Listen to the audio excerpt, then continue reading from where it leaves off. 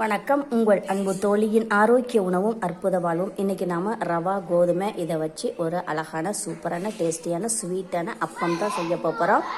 அதுக்கு இந்த கப்பால் 1/4 கப்பு ரவை எடுத்து ஒரு பெரிய பவுலில் போட்டிருக்கேன். போட்டுட்டு இதில் கொஞ்சம் தண்ணி ஊற்றி ஒரு 10 நிமிஷம் ஊற வச்சிடலாம். பாருங்கள், ரவா நல்லா ஊறிடுச்சு பாருங்கள். இப்போ இது கூட 1 கப்பு கோதுமை மாவு போட்டுக்கலாம்.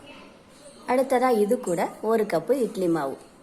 அடுத்ததாக இதில் 2 ஸ்பூன் தேங்காய் துருவல் இருக்குது, இதையும் இது கூட போட்டுக்கலாம். இப்போ இதில் 3 ஏலக்காய் பவுடர் பண்ணி போட்டிருக்கேன், இதையும் போட்டுக்கலாம். இப்போ இதில் 1/4 டீஸ்பூன் சால்ட்டு. அடுத்ததாக இதில் 1/4 டேபிள் ஸ்பூன் நெய். இப்போது இது எல்லாத்தையும் அழகாக மிக்ஸ் பண்ணி விட்டுக்கலாம். இப்போது கொஞ்சமாக தண்ணி ஊற்றி பிசைஞ்சிக்கலாம். இது நல்லா கெட்டியாக மிக்ஸ் பண்ணி விட்டுட்டு 3/4 கப்பு சுகர் போட்டுக்கலாம். இப்போ இதை நல்லா மிக்ஸ் பண்ணி விட்டுக்கலாம். 1/4 கப் ரவையை ஊற வைக்க 100 மில்லி தண்ணியும், லாஸ்ட்டாக எல்லாத்தையும் மிக்ஸ் பண்ணிவிட்டு அப்புறம் லாஸ்ட்டாக நான் ஊற்றிக்கிட்டது 100 மில்லி தண்ணி. இவ்வளோ மொத்தத்துக்கு 200 மில்லி தான் நான் தண்ணி சேர்த்துருக்கேன். இதில் பாருங்கள், இந்த அளவுக்கு நாம் ஒரு எண்ணெய் சட்டியில் ஒரு சின்ன குழிக்கரண்டியால் 1 கரண்டி ஆயில் ஊற்றி அது ஹீட் ஆனதும் 1 கரண்டி மாவை இதில் ஊற்றிக்கலாம். பாருங்கள் எவ்வளோ பஃப்னு அழகாக ஊற்றிக்கிட்டு வருதுன்னு. இப்போ நாம் இதை பெரட்டி அப்படியே போட்டுக்கலாம். அழகாக பொன்னிறமாக வந்துருச்சு பாருங்கள், எவ்வளோ சூப்பராக பார்க்குறதுக்கே அழகாக இருக்குது. இப்போ இதை எடுத்து ஒரு பிளேட்டில் போட்டுக்கலாம். எல்லாத்தையும் நல்லா பொன்னிறமாக அழகாக எடுத்தாச்சு. பாருங்கள் எவ்வளோ சாஃப்டாக இருக்குன்னு.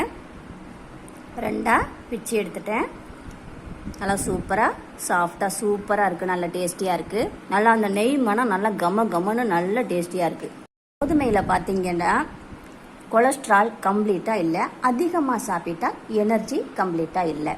அப்போ இதை சரி கட்டுறதுக்கு தான் நம்ம ரவை சேர்த்துக்கிறோம்.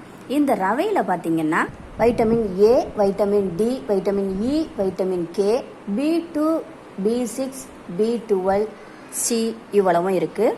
இது கண் பார்வையை திறனை நிறைய கொடுக்கும், நோய் எதிர்ப்பு சக்தியை கொடுக்கும், எலும்பை வலுவாக வச்சிருக்கும், ஸ்கின்னை பாதுகாக்கும், செல்களை பாதுகாக்கும், நரம்பு மண்டலங்களை சீராக இயங்க செய்யும். அடுத்ததாக இட்லி மாவு எடுத்துக்கிட்டோம். இட்லி மாவில் பார்த்தீங்கன்னா அரிசி மாவு, உளுந்து மாவு, வெந்தயம் இவ்வளவும் சேர்ந்தது.